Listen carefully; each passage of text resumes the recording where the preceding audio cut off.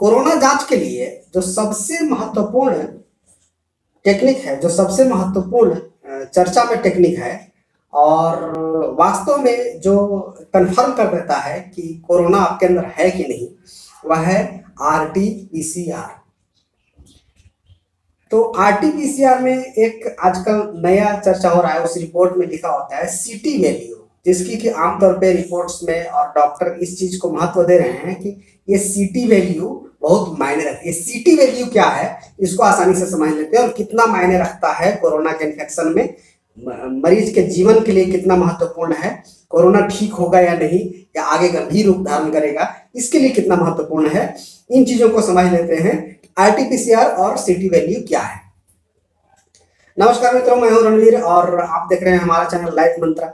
इस चैनल पे हम स्वास्थ्य से संबंधित विभिन्न समस्याओं पर चर्चा करते हैं। अगर आप पहली बार आए हैं हमारे चैनल पे तो आपसे आग्रह है कि चैनल को सब्सक्राइब कर दें, लाइक कर दें, मित्रों को शेयर करें, बेल आइकॉन को जरूर ऑन कर लें ताकि हमारा नया वीडियो जैसे ही अपलोड हो उसकी जानकारी आपको मिल सके। तो आइए समझते हैं कि RT-PCR और उसका CT वैल्यू क्या चीजें हैं। RT-PCR पॉलीमर चेन रिएक्शन अर्थात DNA और RNA लेवल की टेस्ट है। इसके बारे में एक अलग से हमने वीडियो बनाई थी जिसका लिंक डिस्क्रिप्शन में नीचे दिया गया है, उसको भी आप अच्छे से देख लीजिएगा तो और बहुत सारी बातें समझ में आएंगी।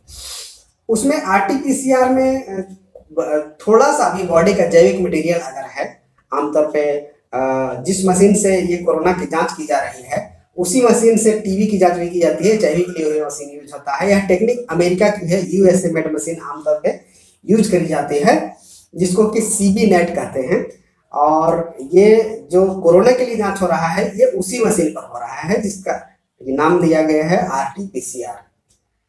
तो इसमें CT वैल्यू का मतलब ये है कि जब उसका जैविक मटेरियल जो नाक से स्वाब आपका लिया जाता है जांच के लिए, या गले से जो लिया जाता है स्वाब स्टिक में जो देखते हैं टेक्नीशियन लेते हैं, तो उसको एक केमिकल में डाइल्यूट करते हैं और उस केमिकल में डाइल्यूट करके प्रिजर्व कर दिया जाता है। मशीन में उसको जब जांच के लिए ले जाया जाता है तो उस मशीन को एक स्पेशल बफर सॉल्यूशन में डिप करके और डाइल्यूट किया जाता है और फिर उसको मशीन में लगा दिया जाता है। मशीन में ऑलरेडी उस चीज को इम्बेडिंग करने के लिए, प्रोसेस करने के लिए केमिकल्स मौजूद रहती है, इंस्टॉल की जाती है। तो वो क्या करता है कि जिस व्यक्ति का भी स्वाब लिया गया है, जिस बीमारी की जांच करनी है, उस हिसाब से उसका जो जैविक मटेरियल है उसका और प्रोसेसिंग कर देता है और संवर्धन कर देता है और उसका कल्टीवेशन कर देता है। और फिर उसके अंदर ऑलरेडी उस मशीन के अंदर कोरोना की इमेज पहले से ही स्कैन कॉपी के रूप में आप समझ सकते, इस तरीके से समझ सकते हैं कि जैसे फोटो कॉपी करके उसकी पहले से फोटो उसके अंदर रखी हुई है और वो रिएक्शन करके उसको संवर्धित करके और तब उसको मिलान करता है कि ये वही चीज है, वही मटेरियल है या नहीं, कोरोना की इमेज है या नहीं। तो इस तरह से वो पहचान करता है। CT वैल्यू क्या है?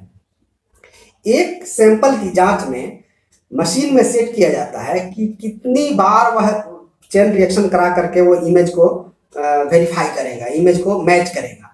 तो आमतौर पे जो मशीन हम यूज कर रहे हैं और जो उसकी सेटिंग होती है उसका 32 टाइम्स उसको मैच करता है। तो ये 32 टाइम्स जब मैच करता है, इस बीच में अगर किसी पहले बार जैसे मैच किया और पहले बार में ही उसकी पकड़ आ गई, तो इसका मतलब है कि उसके अंदर वायरस बहुत ज्यादा है और एक ही बार में मशीन ने उसको पकड़ लिया। और उसी तरीके से किसी का 15 टाइम्स में, किसी का 20 टाइम्स में, किसी का 30 टाइम्स में अगर डिटेक्ट करता है, तो जितना डिले डिटेक्ट करता है इसका मतलब वायरल लोड कम है, वायरस कम है उसके बॉडी में, उसका जो लिया गया है स्वाब, उसका जो सैंपल लिया गया है उसमें वायरल लोड कम है और इसलिए मशीन उसको देर से डिटेक्ट कर पाया, कम संख्या थी इसलिए उसको डिटेक्ट करने में, उसको पहचानने में टाइम लगा। तो इसका मतलब कि CT वैल्यू जितना कम होगा, ध्यान दीजिएगा, CT वैल्यू जितना कम होगा इसका मतलब है कि उसके अंदर वायरस की संख्या उतनी ही अधिक है। और CT वैल्यू जितना अधिक होगा इसका मतलब है कि वायरस की संख्या उसके अंदर बहुत कम है। लेकिन इसमें और भी कई सारी चीजें मायने रखती है। सिर्फ CT वैल्यू के आधार पर हम यह नहीं कह सकते कि इस मरीज का जो है बहुत ज्यादा रिस्क में है, बहुत ज्यादा इसका वायरल लोड हो गया है। यह कई चीजों पर डिपेंड करेगा। कुछ तो हो सकता है कि गलती हो जाए टेक्निक्स में, जैसे स्वाब लेते समय आमतौर पे लोग सर को पीछे खींच लेते हैं, साइड से लेने नहीं देते। तो अगर स्वाब में पूरी तरह से नहीं आया है उसका मटेरियल सैंपल गले का या नाक के अंदर से पूरा उसमें नहीं एब्जॉर्ब कर पाया है, तो उस कंडीशन में क्या होगा कि थोड़ा सा है तो भाई वो बहुत बड़ी मुश्किल से पकड़ में आएगा। लेकिन वही अगर पूरी तरह से डीप हो गया है, पूरा स्वाब उसके अंदर भीग गया है, तो वो ज्यादा पकड़ में आएगा। दूसरी चीज हो सकती है कि हो सकता है कि जिस समय टेक्नीशियन डाइल्यूट किया उस चीज मटेरियल को मशीन में कार्ट्रिज में डालने के लिए, उस समय थोड़ा टाइम लगा हो और उस टाइम सही ढंग से डाइल्यूट ना हो, तो उसकी वजह से भी सीटी वैल्यू बढ़ सकता है। तो सीटी वैल्यू के आधार पर ही सारे डिसीजन नहीं लिए जा सकते।